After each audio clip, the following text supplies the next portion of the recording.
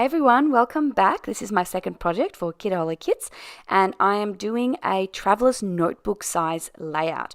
So one thing I decided to do this year is I am doing a lot of our little family stories, or really stories that are not to do with Adderley, and I'm going to do them in a traveler's notebook layout. This is because I was considering doing Project Life, but it's just too much to do that and the Adderley's baby album. So a lot of these little family stories, I wanted to be crafty with them. So I'm doing them in a traveler's notebook. And then what I'm going to do is I'm going to create a digital photo book that's kind of encompassing all of it. And I'm going to do one every 3 months.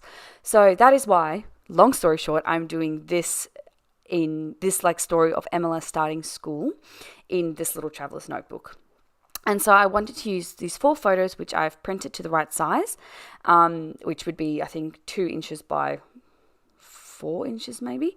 And then I wanted to create this little staggered photo look. I'm scraplifting myself here. I saw this being done. I did this in Adderley's baby album on a 12 by 12, and I liked how that looks, so I decided to repeat it here. And it lets me bring in lots of photos and lots of different patterns, which I really enjoyed.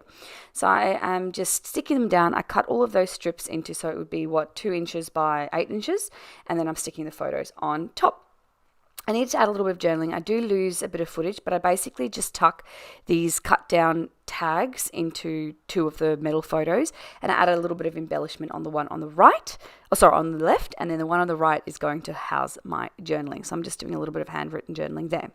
Once that's done, I felt like I needed to repeat that rainbow pattern, because that really was my favorite of all these papers that I used. And I had all of that green on the left hand side that I was like, what am I going to do with this?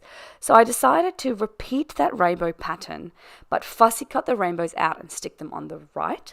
On the left, I'm getting my rights and left confused today. Sorry, guys. And you'll see how that looks in the end. And I love how it brings it together, but it's got the different background. So I think that really made this layout pop. I'm going to keep the embellishing really minimal. I've already used those little puffy stickers that we got in the kit on that first tag that I stuck on the left. I got it right that time. And then I'm going to just take these puffy stitched hearts, but I'm going to take the foam tape off them.